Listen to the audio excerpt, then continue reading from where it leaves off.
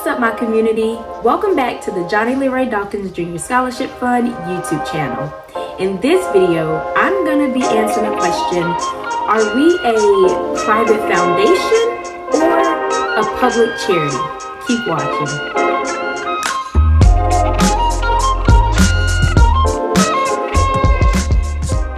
So before I get into the meat of this video, I'd first like to say that what I share here is informational only, and what I have learned along our journey in the making of a nonprofit organization, the Johnny Leroy Dawkins Jr. Scholarship Fund.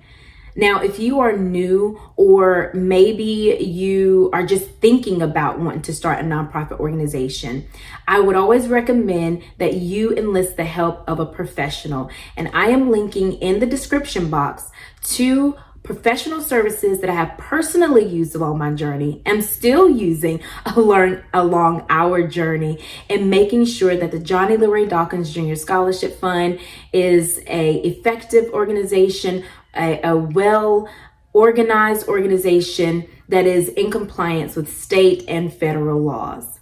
I would also like to take this opportunity to share with you an amazing event that we have coming up.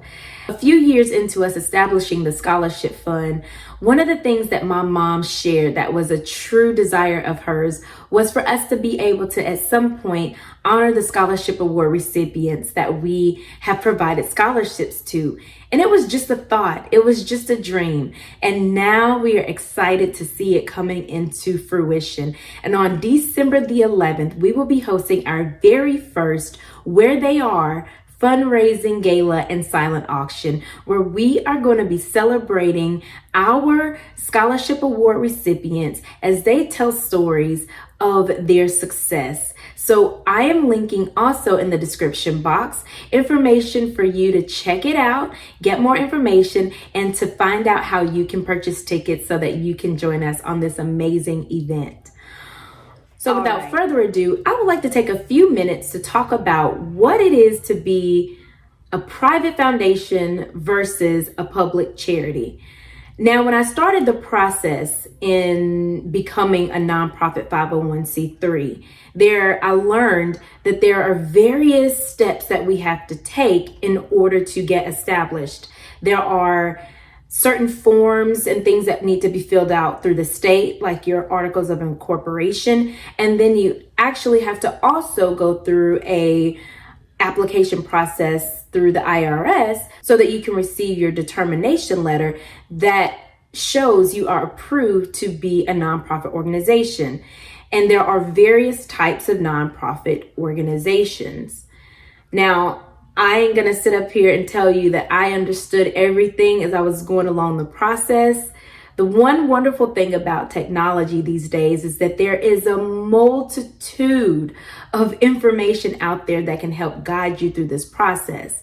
But that can also, and sometimes, be somewhat of a downfall too, because it can be so much information that is overwhelming. And that's where I found myself, which is why I decided to get help and decided to enlist the help of Sharonda Christopher of Dreams Global to help me in the process of getting started, because the information was just so overwhelming. And going through the process in applying for 501c3 status through the IRS, there are various questions that you have to answer. And in those questions that you answer, it helps the IRS to determine what type of nonprofit you are going to be. Are you going to be considered a private foundation, or are you going to be considered a public charity? Now, taking a look at what the definition are between the two, Google defines a public nonprofit institution as an organization that relies more heavily on public support and are less regulated than private nonprofit institutions. And Investopedia defines a private foundation as a nonprofit charitable entity that is generally created by a single benefactor, usually an individual or a business, using this initial seed donation known as an endowment as an investment is made to generate income, which is dispersed in the form of grants to individuals or other charities in accordance with the foundation's charitable purpose. So basically, as Google explains, private foundations and public charities are distinguished primarily by the level of public involvement in their activities. Now, I have learned a lot from Tiffany Allen. She is a YouTuber who has a platform by the name of Boss on a Budget. She helps new and small organizations to be able to be successful. And she has an amazing video out there that also explains very thoroughly what the difference is between a private foundation and a public charity. And I encourage you to go out and check that video out as well.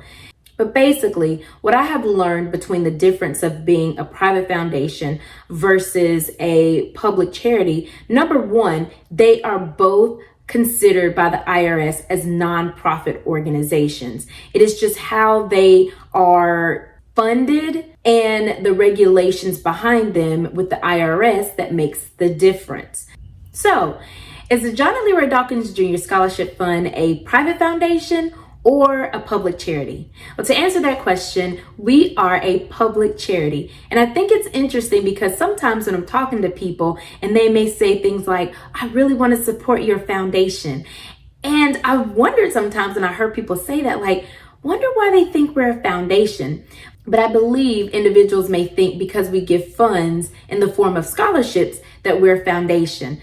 But actually, as it is considered by the IRS, we are not a foundation because we are not privately funded or only have a single source of funds that we receive. We receive our funding from various sources throughout the community. We haven't started receiving grants yet, but at some point we will begin to look into getting grants. But we also receive donations and we solicit funds through various other events and things that we're doing. We receive in-kind donations and sponsorships and for various things.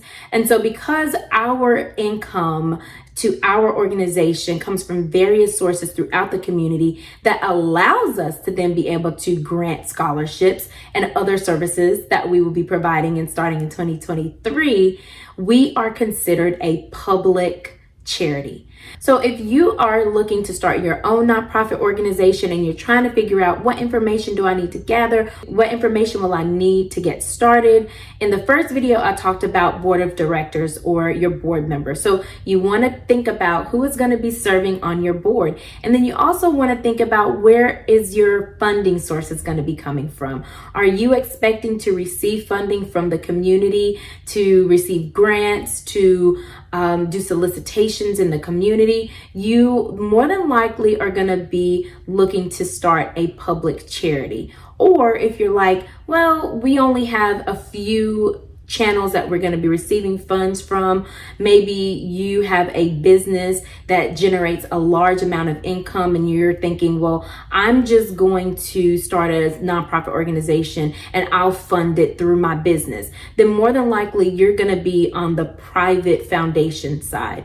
So just consider that funding sources that you are going to be receiving funds from, so that as you're going through that application with the IRS to receive your determination letter as a nonprofit 501c3, it helps you to know exactly what type of organization the IRS may actually categorize you as, private or public. So I know I share a lot of information in this video and it may be overwhelming. So as I mentioned, I highly recommend you getting help from a professional. So check out the resources that I provided in the link below. And I've also provided a link to Tiffany Allen's nonprofit startup checklist that will help you check the boxes as you're going through your process. So I want to thank you so much for watching this video. And hey, if you have not done so already today, I want you to stop, take a moment, find a reason to laugh, and keep smiling. Until next time, and always, stay blessed.